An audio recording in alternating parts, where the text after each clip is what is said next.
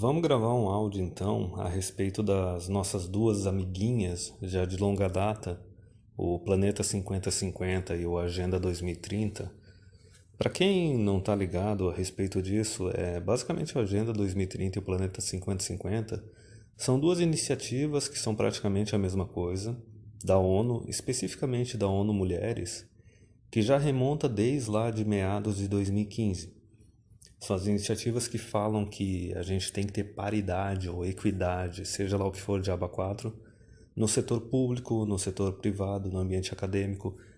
Basicamente, todos os cargos têm que ter uma proporção de 50% mulher e 50% homem. Isso daí envolve um monte de subsídio, um monte de ação afirmativa, basicamente cota, entendeu? Cursos de qualificação e benefícios só para mulheres dentro das empresas. E é lógico que a gente sabe as consequências negativas que isso pode trazer para a economia de qualquer país, porque as mulheres como um todo elas produzem muito menos do que o que elas consomem. Elas são um déficit na sociedade. Então, esses dias eu estava reparando que pessoas assim do cotidiano, gente que não tem nada a ver com a manosphere nem nada disso, ou MGTOW, já estavam comentando a respeito desse chororô, dessas iniciativas que estão rolando, de começarem a querer colocar cota para a mulher, não só nos cargos públicos, mas também no setor público, no setor privado, né? A pessoa comentou assim, daqui a pouco vão ter cota para mulher no setor privado.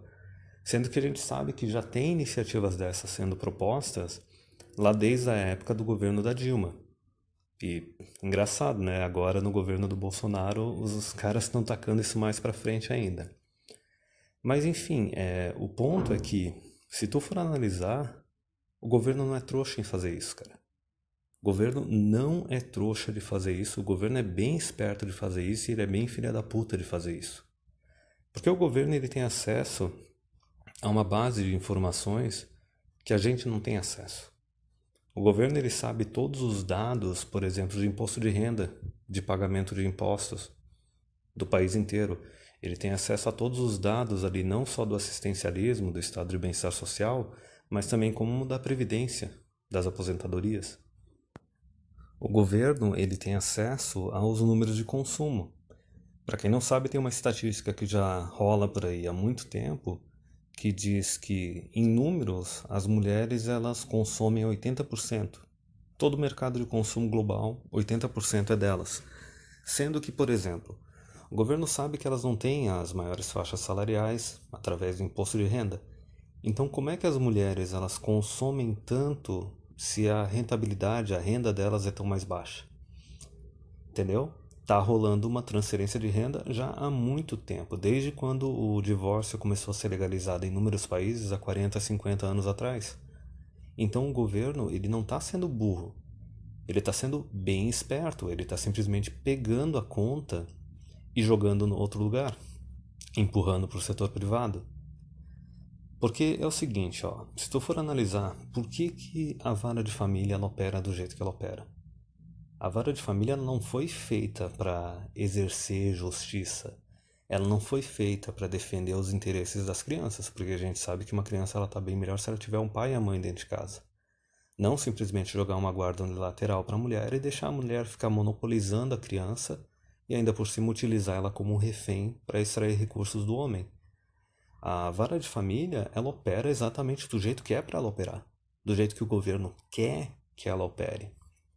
Porque vamos lá, se tu tiver um monte de homem depois da separação, tendo que perder a casa, entendeu? Tendo que voltar a morar com os pais, ou se não virar morador de rua, ou correndo risco de ser preso porque não está conseguindo pagar pensão, ninguém vai dar a mínima. A sociedade vai ignorar completamente.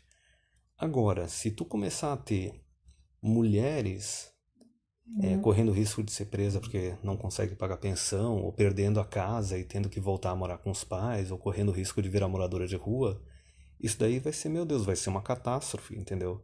Na mesma hora que começarem a noticiar isso, o presidente vai ter que se pronunciar e governadores vão ter que se pronunciar e vai ter que vir o ministro ou a ministra dos direitos humanos e o governo sabe que ele vai ter que fazer alguma coisa a respeito disso porque a sociedade não vai tolerar. O tratamento que pode ser dado para homens na sociedade é completamente diferente do que pode ser dado para mulheres. Tanto que, se tu for ver tanto a esquerda quanto a direita, como é que eles medem o quanto uma sociedade ela é próspera, avançada ou civilizada? Eles usam como métrica o quão bem as mulheres são tratadas nessa sociedade.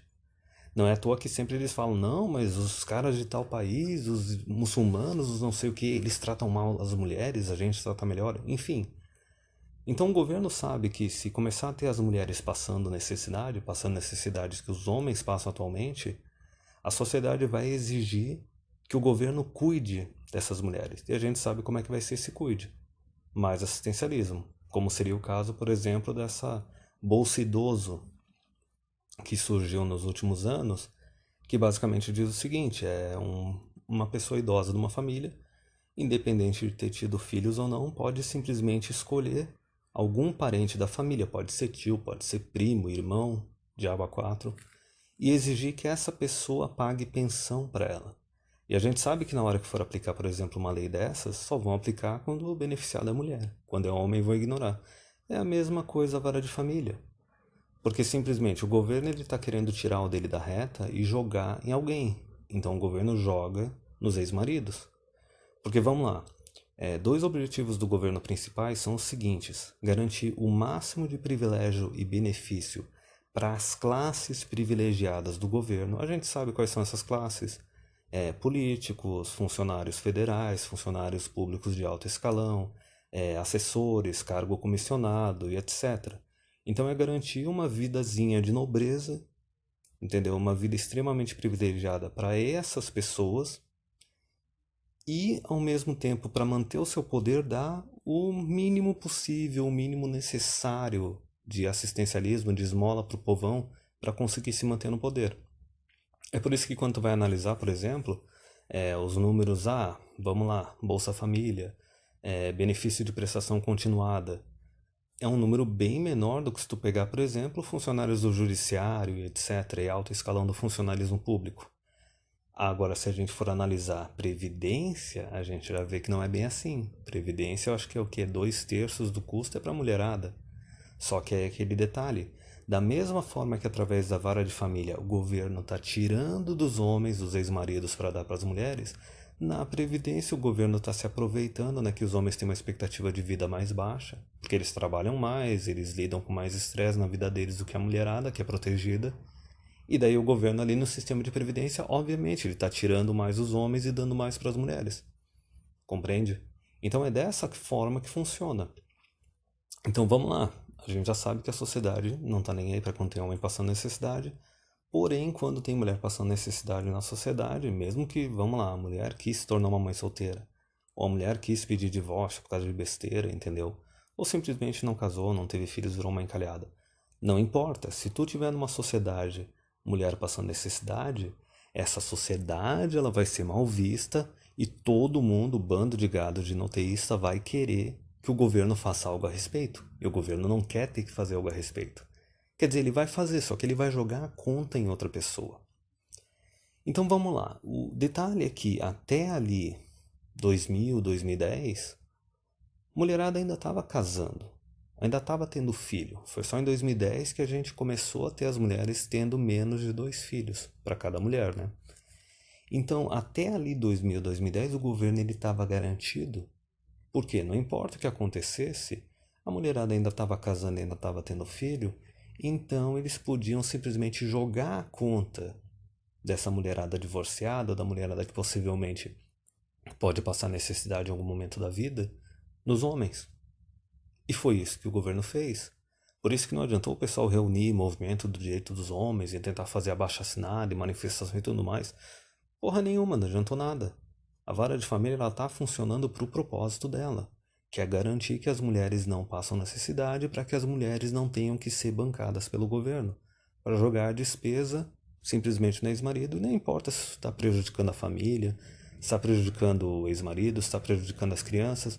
O importante é que a mulher não passe necessidade para o governo não ter que colocar a mão no bolso dele e ficar bancando elas. Só que daí veio um problema novo ali a partir de 2010, que a mulherada começou a encalhar totalmente, ou seja, não casar e não ter filhos, ou pior, elas começaram a se tornar emissol. Começaram a simplesmente engravidar de um cara sem nem estar casada. E daí a gente sabe que, por exemplo, nesse caso, ok, entra a pensão alimentícia para a criança, mas daí não entra a partilha de bens, que é um bife bem maior que a pensão e que é bem mais suculento. Vamos lá, a paulada que, por exemplo, um boomer, um cara da geração X tomou no divórcio foi absurdamente maior do que a paulada que um carinha da geração Y, ou talvez até geração Z, tá tomando simplesmente se tornando um pai de filho bastardo ali com uma mãe solteira. Porque de um lado ali no boomer de geração X tem uma partilha de bens, que é uma paulada bem maior junto com a pensão, e no atual tá vindo só uma pensão. Então agora a gente tem um modelo de mulher que não tá mais casando, então não tem mais acesso à partilha de bens, entendeu? Ou não tá tendo filho, então não vai ter nem acesso à pensão, ou tá tendo filho e daí tá tendo acesso só à pensão, que não é aquilo tudo. Não é aquilo tudo que era antes. E a mulherada tá sentindo isso. Então é por isso que ali, entre 2010 e 2015, começaram a jogar essas ideiazinhas. De que não, a gente tem que ter cota para mulher no setor público, tem que ter cota para mulher no setor privado, tem que ter cota para mulher em instituições acadêmicas, porque para garantir de tudo quanto é jeito, que a gente crie basicamente reserva de mercado para elas, cabide de emprego. Porque o governo sabe que essa mulherada não está mais casando, não está mais tendo filho, independente de ser elas que não querem ou os homens que finalmente aprenderam e não ofereceram mais isso a elas. A questão é que se essas mulheres agora de geração Y e geração Z começarem a passar necessidade, o governo vai ter que meter a mão no bolso dele, porque não vai ter mais nenhum vínculo. Vamos lá, por exemplo, a mulher que simplesmente se tornou uma emissol, ela vai ter aquele vínculo com o cara que engravidou ela ou com os caras que engravidaram ela. Se ela foi bem putana e simplesmente engravidou de 2, 3 caras diferentes, então o governo sabe que pode colocar ali oficialzinho de justiça, advogado, juiz de aba 4 para simplesmente cobrar a pensão do cara e garantir na mulher. Só que a pensão, uma hora ela termina. E daí não tem aquela reserva também da partilha de bens. E a mulherada é carreirista, então já não tem mais aquela brecha para simplesmente receber pensão porque é ex-esposa. Que inclusive lá na época do governo do Temer cortaram isso daí também, reduziram bastante essa pensão para a ex-esposa que era dona de casa. Por mais que agora também estão tentando emplacar de alguma forma a ideia ali na separação, já tem precedente, de que, se durante o casamento, a união estável, a mulher ela tiver parado de trabalhar, ela pode alegar na separação que ela sacrificou a carreira pelo homem, pela família e pelos filhos, e daí o cara vai ter que compensá-la de alguma forma. Mas entenda que se tu levar em consideração, por exemplo, o salário das mulheres e as áreas nas quais elas atuam, ainda assim essa paulada no divórcio, de pensão que uma hora termina porque a criança está grande demais para receber pensão, né? Já não é nem mais criança, é adulto. E se for pegar ali o equivalente do que a mulher geraria de riqueza trabalhando, se ela não tivesse abandonado, entre aspas, o trabalho por causa da família, do marido e dos filhos, ainda assim é um montante total inferior ao que as mulheres tinham acesso antes, quando era nos boomers de geração X que tem a partilha de bens. Porque na partilha de bens, tu tem bens ali que o homem está adquirindo no decorrer do casamento, da união estável, e a gente tem que levar em consideração que os homens escolhem áreas que são mais estressantes, que exigem mais esforço, que pagam mais. Então, o que o cara consegue adquirir de bens ali no decorrer da vida dele é bem superior do que uma mulher adquiriria.